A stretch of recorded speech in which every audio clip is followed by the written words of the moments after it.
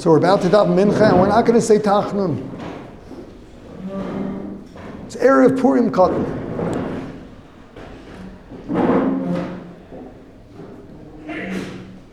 What's Purim Katan all about? So it all begins with the Mishnah.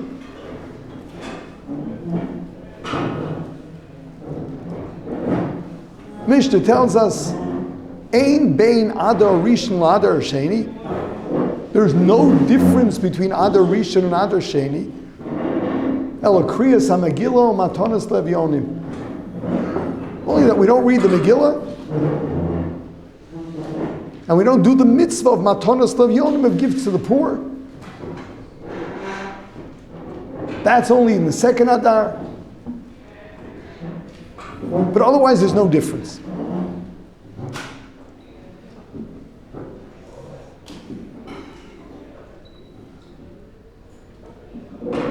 Question is, how far do we take this?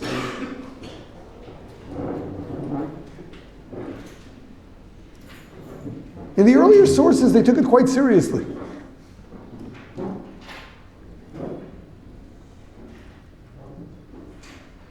We got the Shulchan Aruch, the Ramah, and then the Mishnah Brura, and they make very little of it.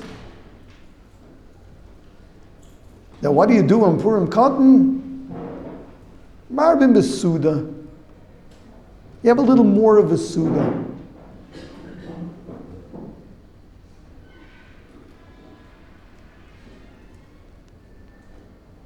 And when do you do this? So Mishnah Brura writes that you do it on the first day, on Yud Daled Adar, even in a walled city like Yerushalayim.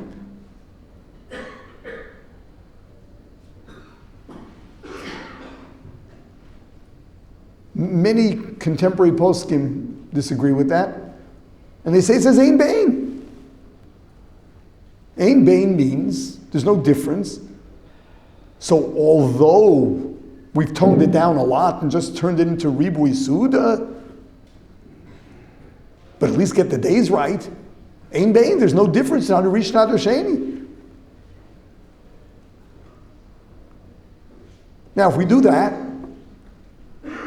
then Yerushalayim, which keeps the 15th, this year we would have what on a normal year, if this were Adar Sheni, is a Purim Meshulish, a 3-day Purim, where the Megillah is read on Friday, which in Adar Rishon you do not read, and that includes Matanas Levyonim, which means Friday is out. Shabbos is the day we say Al Anisim and do Kriyas HaTorah, which you don't do in Adar Rishon. And then Sunday is the day of the Suda and Mishloach Manos. So we have a question this year, is that what you do? On a regular Purim Mishulish, either an Adar Sheni, there are different opinions. There are those who say that really it's all Shabbos. Shita of the Marobach, that the Mishnah Brura brings down, that in a Purim Mishulish, you're supposed to have your Suda on Shabbos. And that includes Mishloach Manos by inviting people or maybe sending some food over to the neighbors.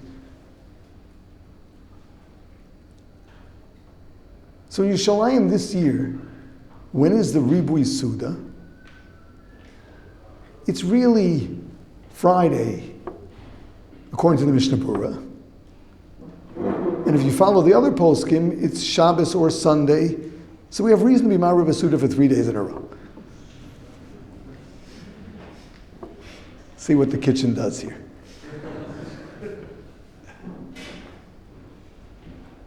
So yes, Marbin B'Simcha, and it's very clear, Mishanichnas Adar Marbin B'Simcha is referring to both Adars. This is a time of Marbin B'Simcha. What is this Ribui Simcha all about? Says Rashi, the Ribui Simcha is the Chavivas Hanes, the fact that there were miracles. Miracles, the miracle of Purim, followed by the miracle of Pesach.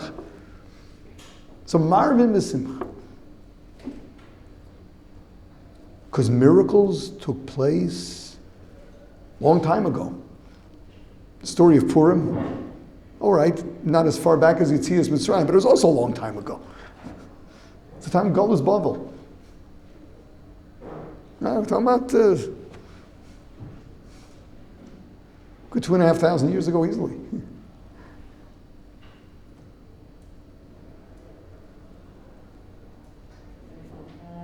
We're martin b'simcha now because of the chavivas haneis of Purim and Pesach.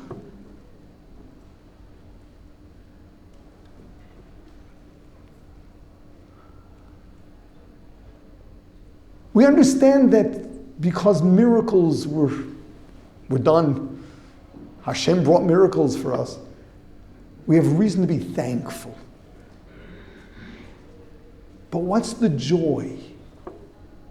What is the joy? What is the simcha? The simcha is when Hashem performs miracles, He's coming out of hiding. Normally, Hashem hides behind nature, so that so much of humanity is convinced that, yeah, it all happens on its own. When Hashem comes out of his hiding and does something that defies nature, in the case of Pesach, everything. In the case of Purim, in the way things were manipulated, it was done slowly and subtly. But when you put the whole story together, this is wild.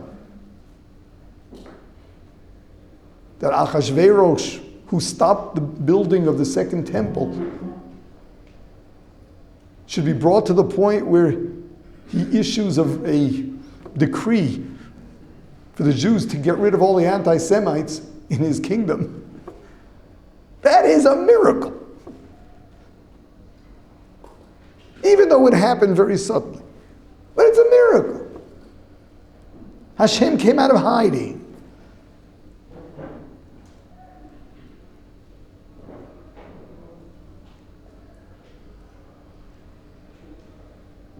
When Hashem does that, we feel his closeness in a whole different way. Why is it that he reveals himself by way of miracles performed for the Jewish people? To show how much he loves us. And that makes for simcha. That, says Rashi, makes for simcha.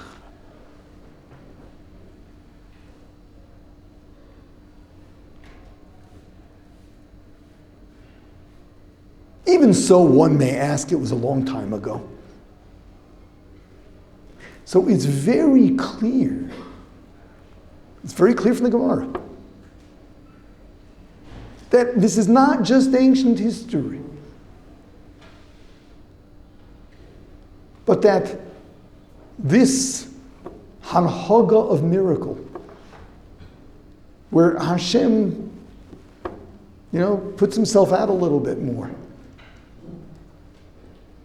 for the sake of Klal Yisrael, it's still in the air.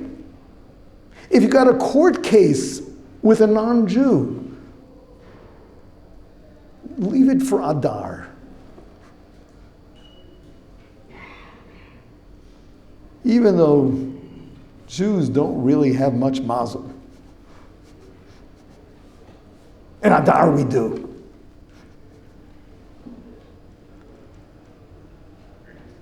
Adar we do.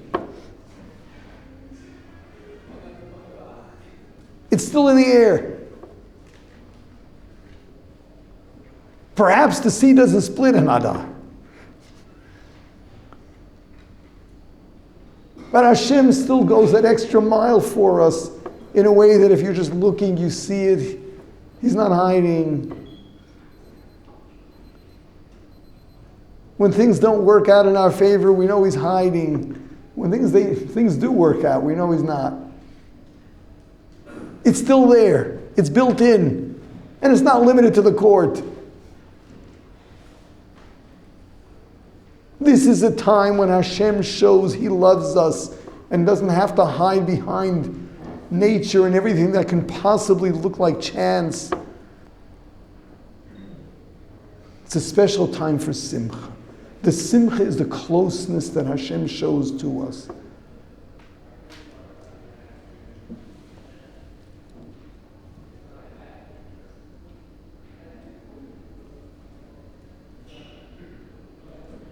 On the Purim of Adar Sheni,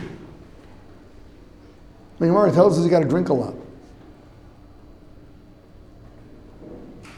There are those who say that the Ein Bain means there's no difference, you got to do that in Adar Rishon too. Mishnah Berurah doesn't seem to go with it.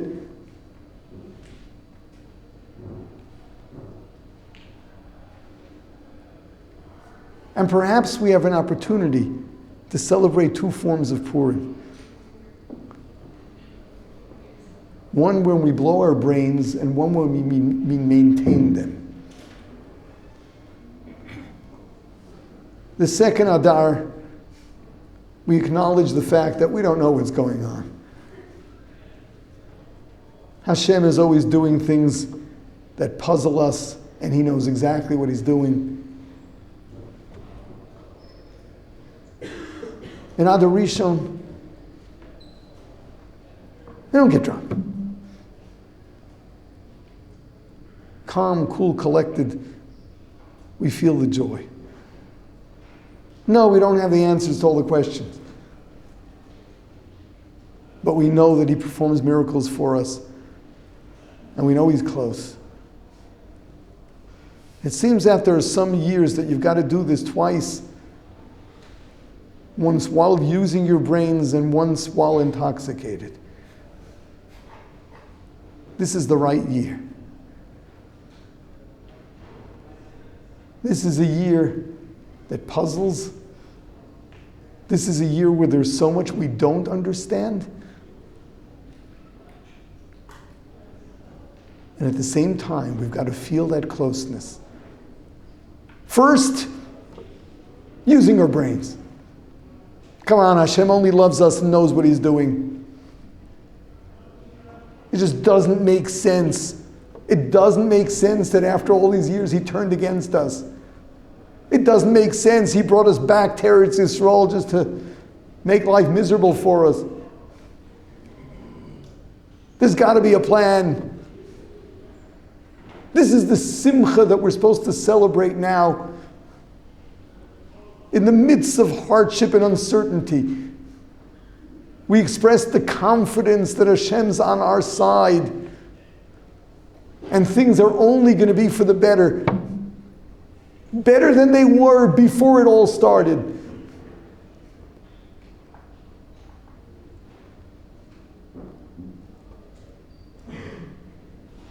And then a month from now,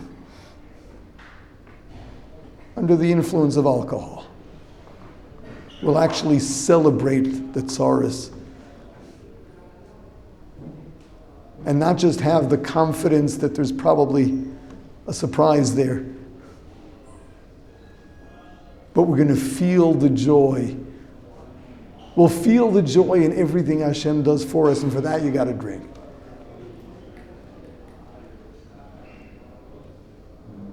So it seems like that's what Purim Katan is.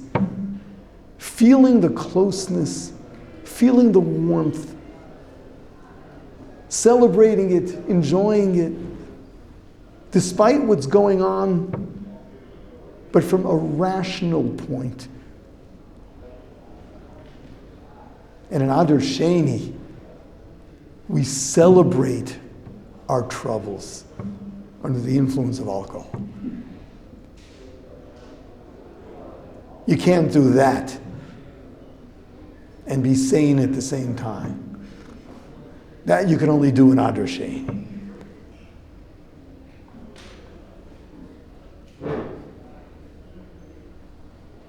What's so beautiful about the Jewish calendar is that it's obvious it was created by the same Creator who created our psyche, who understands every aspect of what's going on inside us. our fears, our doubts, our uncertainties, our pain and our joy, and all the different levels of joy. And yes, 2 months of simcha. 2 months of simcha. But slightly different. Slightly different. So celebrate Adoration. Celebrate Purim Katan.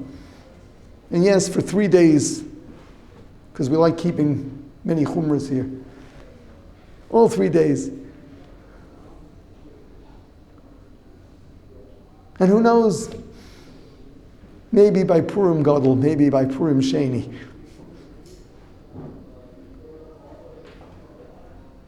Hashem won't be hiding anymore. And we'll be able to celebrate without having to get intoxicated. But just in case we'll have to, we'll do that anyway. Have a good Purim Katan.